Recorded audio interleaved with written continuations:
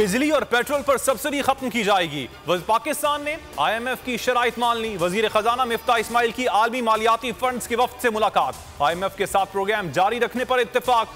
IMF हुकाम ने कहा पाकिस्तान गरीब तबके के लिए सब्सिडी जारी रखे। इनकम सपोर्ट प्रोग्राम पर कोई एतराज नहीं।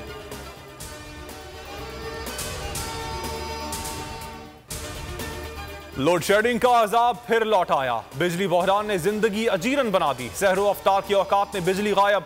शॉर्टफॉल 3000 के करीब पहुंच गया।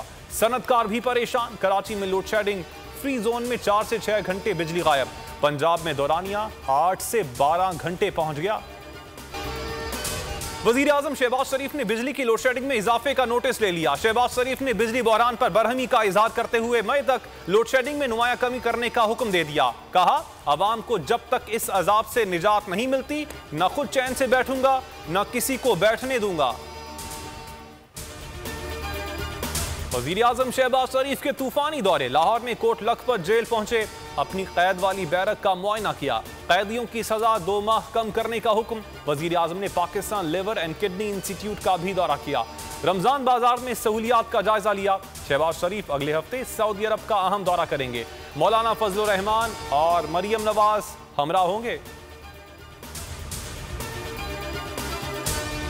तहरीक इंसाफ इलेक्शन कमिश्नर के खिलाफ एहतजाज करेगी। 26 अप्रैल को मुल्क भर में इलेक्शन कमीशन के सामने धरने का ऐलान। फवाद चौधरी ने कहा चीफ इलेक्शन कमिश्नर ने जामियादारी और बददयानती की इंतहा कर दी। ताहाल मुनरिफ अराकीन को डी नोटिफाई नहीं किया गया। फारूक हबीब ने कहा जल्द लॉन्ग मार्च का ऐलान करेंगे।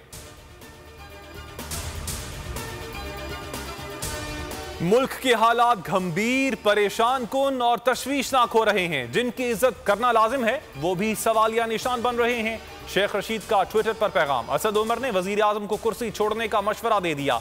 शहबाज गिल ने मिफ्ता इस्माइल के बयानात को आड़े हाथों लिया। इमरान नियाजी अपनी सियासत की गाड़ी कभी आइन कभी इदारों से टकरा रहे हैं। 3 हफ्तों से आईनी बहरान है। एहसन इकबाल के बाद कहा 3 विकेटों की बात करते करते साजिश की बात करने लगे।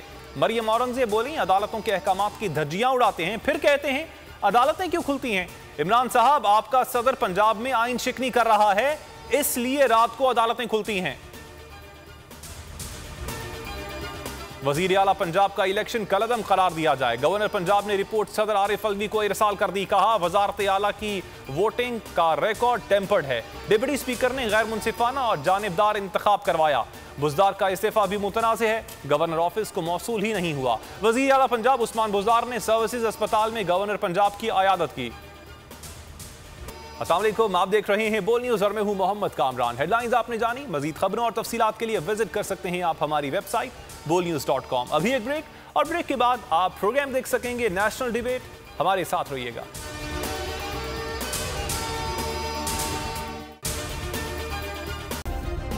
सब्सक्राइब करें और बेल दबाएं ताकि कोई खबर रह न जाए।